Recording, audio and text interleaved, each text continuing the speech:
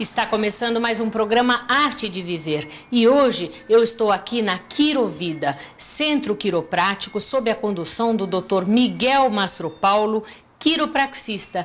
Vamos lá conhecer esse espaço incrível.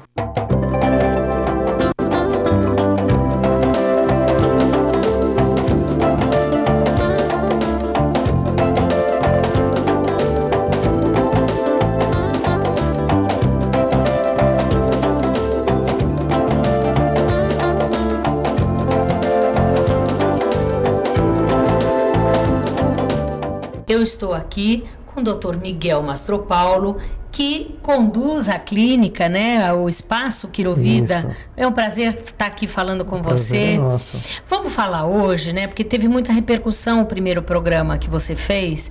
Eu queria que você falasse hoje de hérnia de disco. O que é a hérnia de disco? Olha, a hérnia de disco é basicamente 80% das pessoas que buscam a Quirovida são por problemas de coluna. Dentre eles a hérnia de disco disparado, né? O disco intervertebral, ele é uma parte da coluna que serve como um amortecedor, na verdade. Vamos mostrar aqui. Olha, isso aqui, na verdade, seria um disco intervertebral, essas são as vértebras, certo. Ok? Então, qual que é a função da coluna? A principal função da coluna é proteger a medula. Certo. A medula, Mônica, é uma extensão do cérebro, né? Todas as funções do nosso corpo são controladas pelo cérebro. Então, a medula é um tecido muito sensível e ele precisa ser bem protegido. É mais ou menos como se fosse um conduíte e todos os fios estão dentro. É um tubo, né? O tubo neural, na verdade.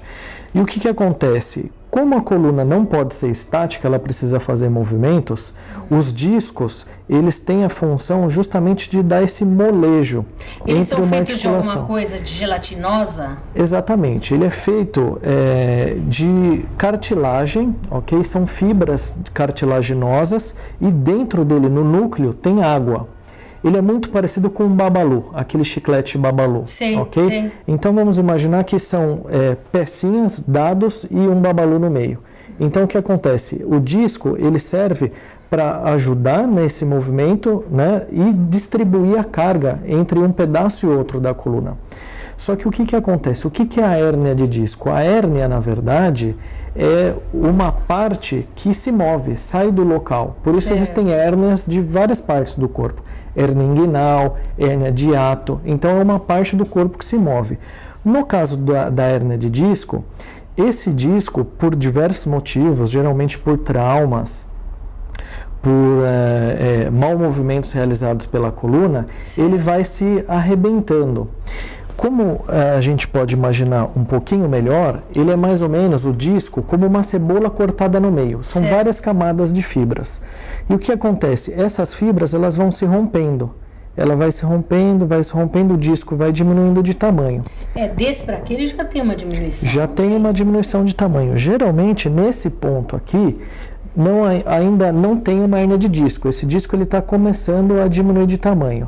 Então, nesse modelo que a gente vê, a gente percebe que esse disco, no caso, aqui a gente consegue perceber bem essas fibras, né? Essas fibras são chamadas de lamelas, elas vão arrebentando e o núcleo do disco, né, o líquido, ele vai escorregando.